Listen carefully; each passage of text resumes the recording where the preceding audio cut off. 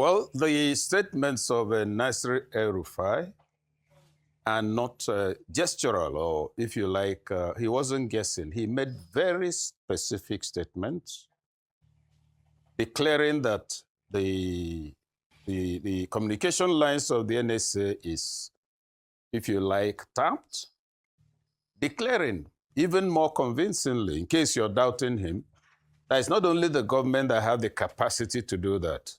And you use the expression self-incriminating correctly, because you have no right to violate anybody's privacy.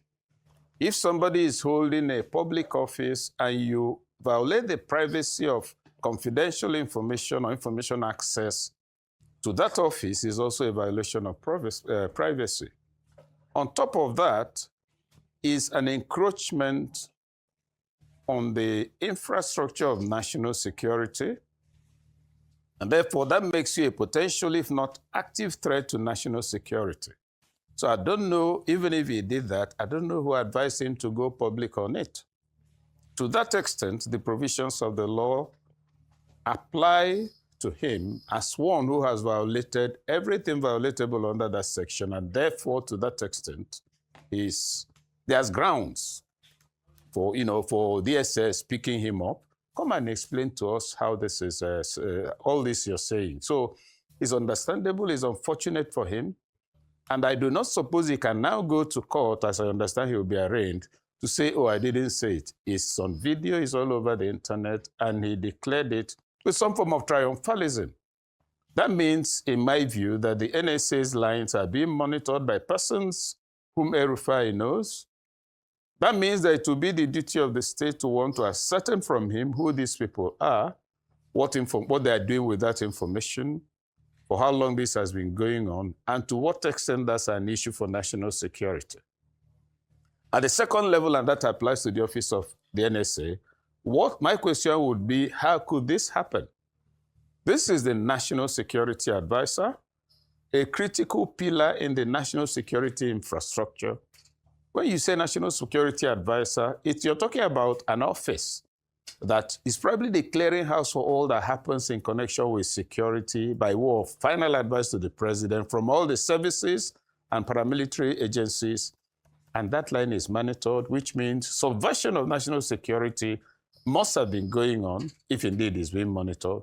That means government conversations about security between the NSA and any agency of government has been monitored over time for possible subversion of measures planned by the government for security. So to that extent, I think this is not amusing at all. The attempt to present it as political persecution, oh, because I'm this, you use the expression, nobody is above the law. Yes, it is true. Some might argue that, well, some people are going free because of where they belong politically. But the issue is this. You cannot run foul of the law in a way that's conspicuous and then turn around to say, oh, there are also people who are misbehaving, and are you misbehaving? I may be mistaken, but this seems to me to be one of Elrufai's biggest political mistakes in his career as a public officer. So this is a frightening reality that has to be taken with every seriousness. If it was intended to gain political mileage, well, he has got more mileage than they can handle. I don't see anybody joking with this. And Elrufai, we must be fair, Elrufai is one of the most intelligent people I've met, ever as an adult. He is very organized, very structured, meticulous in everything he does.